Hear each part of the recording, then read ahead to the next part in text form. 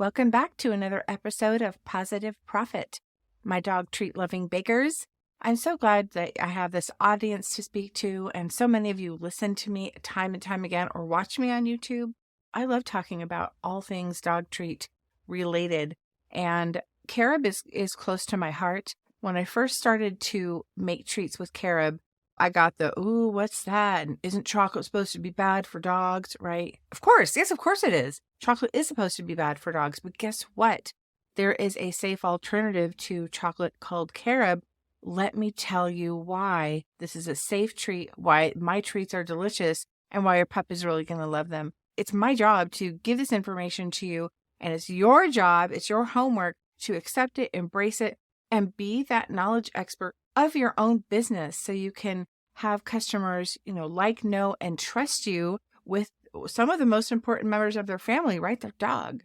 So that's what we're going to explore today in our second episode in the series. We're going to continue exploring carob chips and carob powder.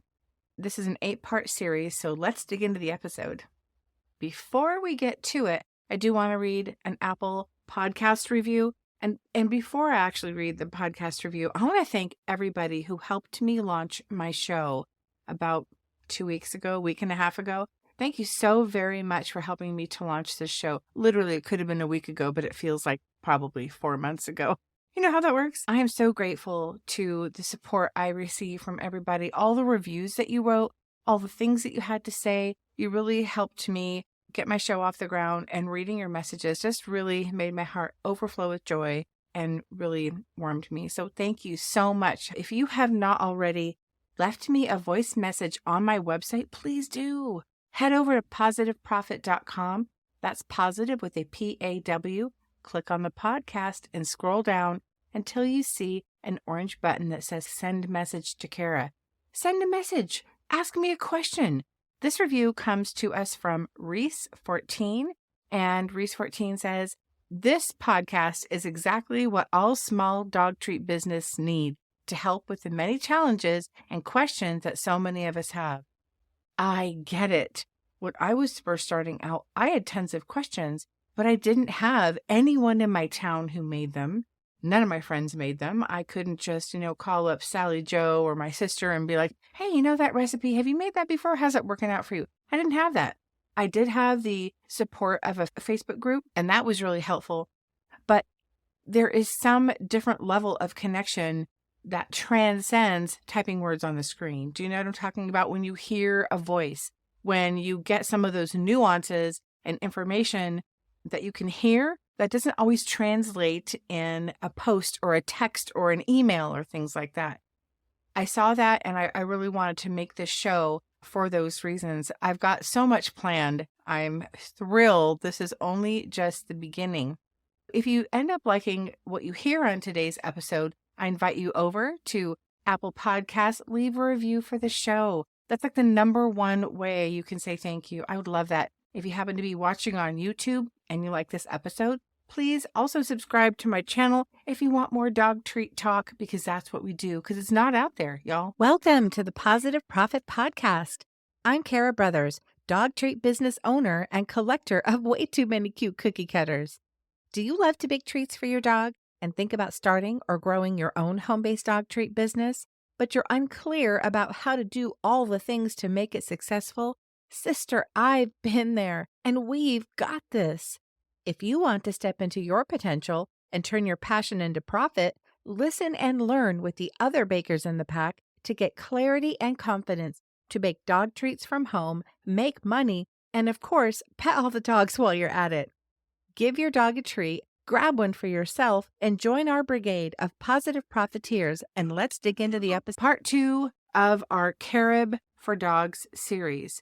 Chocolate and dogs. It's a conundrum that's often warned against, and we're going to explore the dangers of chocolate consumption for our furry friends and why pet owners and bakers are seeking safer alternatives. Is carob the hero that we need in the world of dog-friendly treats, or are there hidden risks that we should be aware of? This podcast episode is going to explore that, and then in the rest of our series, we'll just tie everything together. First, let's talk about chocolate's toxic components. What are the parts of chocolate that are bad? First of all, the name is delicious. I hear the name and go, oh my God, I love it, right? But there's something more in the name that's actually harmful to dogs. So first and foremost, let's understand why chocolate is a no-go for our canine friends. Chocolate contains theobromine and caffeine. Both are stimulants that fall under the methylxanthine class. While we humans can metabolize those substances, dogs process them much more slowly, and it leads up to potential toxicity, okay? So that's what you should know. Chocolate contains theobromine and caffeine, and they are both stimulants that are potentially toxic to dogs. What are the toxicity levels and symptoms? Friend, it's not good. Theobromine levels vary in different types of chocolate. That is interesting. So let me tell you what I know. Dark chocolate, cocoa powder, and baking chocolate, they all have higher concentrations, making them more dangerous. Did you hear what I said? Dark chocolate, cocoa powder, and baking chocolate. That's like the highest level of nope. And ingesting even small amounts of those three things can lead to symptoms like increased heart rate, restlessness, vomiting, diarrhea, and in severe cases, it can escalate to seizures and death. Why are pet owners and bakers seeking alternatives? There's a lot of different reasons, but it's a quest for safer treats that allow our dogs to enjoy the flavors without the associated risks. How wonderful. Chocolate is often a mainstay in many human recipes, and finding a substitute that is safe and enjoyable for dogs has become a priority for those who want to share their love through treats. We love chocolate, and dogs love what we eat, right? And so this is a way that we can share that with them and have everything be safe for them. Carob is the chocolate stand-in. So enter carob on the scene. A popular alternative to chocolate, carob is a legume. It is a legume. I didn't know that. When processed into chips or powder, provides a similar flavor and appearance that's real similar to chocolate without the harmful theobromine. It's made a go-to choice for pet owners and bakers looking to create dog-friendly delights. Bakers face the challenge of creating treats that are not only safe, but also palatable to our canine friends. You know what I'm talking about if you already have a dog treat bakery. There's what looks good and what tastes good. And we use dogs as our taste testers, or sometimes our husband and grandkids, depending, but everything I use is from my kitchen. It's not gonna hurt anyone. Carob offers a delicate balance, and it mimics the chocolatey goodness, which is so true, without posing the same health risks. Beyond the health considerations, there's also an emotional component to chocolate. You know what I'm talking about. Our pets are part of the family, and sharing moments and treats with them is a way to express love. We all want to spoil our little furry friends. Discovering safer alternatives allows pet owners and bakers to continue creating memorable experiences without compromising their pet's well-being. Carob is a way to do that. Think of all the warm fuzzies you get when you have chocolate. And we want our pets to have warm fuzzies too. They don't know the difference, but we know that we're treating them. This is a shorter episode. I wanted to make sure you had these nuggets of information as part of our carob series without making it go too long. Just quick little nuggets, pop your earbuds in, watch me real quick on YouTube just to get this information. I'm coming out with another episode, in a couple days, so we'll have more. This wraps up our exploration of carob for dogs, the safe alternative to deadly chocolate. It's clear that while chocolate is a treat for us, it is a potential hazard for our canine companions.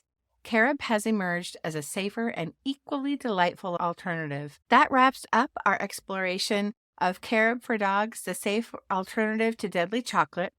And it's clear that while chocolate is a treat for us, it's a potential hazard for our canine companions. Carob has emerged as a safer and equally delightful alternative.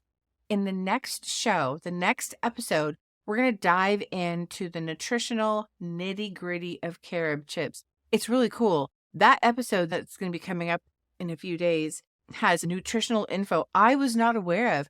Carob can pack a great nutritional punch, and I bet you don't know this information either. Stay tuned. And remember, safety first when it comes to treating our furry friends.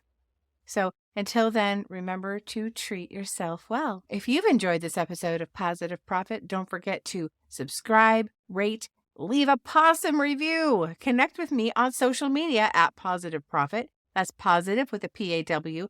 And share your baking adventures with carob with the hashtag Positive Profit Carob. And that's how I'll know. Positive Profit Carob. And I want to see what you guys make. So until next time, don't forget to treat yourself well. Hey, sis, one quick thing before you go. If this podcast episode helped or blessed you in some way, the number one way you can pay it forward is to head over to Apple Podcasts and search for my show, Positive Profit. Leave me a review and subscribe to the channel. Your heartfelt messages of gratitude impact me so much and bring me such massive joy. I would be so appreciative. Don't forget to join the free Facebook community at facebook.com/groups/start a dog treat business and send me your juicy questions at positiveprofit.com. I positively appreciate you and look forward to connecting with you again soon. Until then, don't forget to treat yourself well.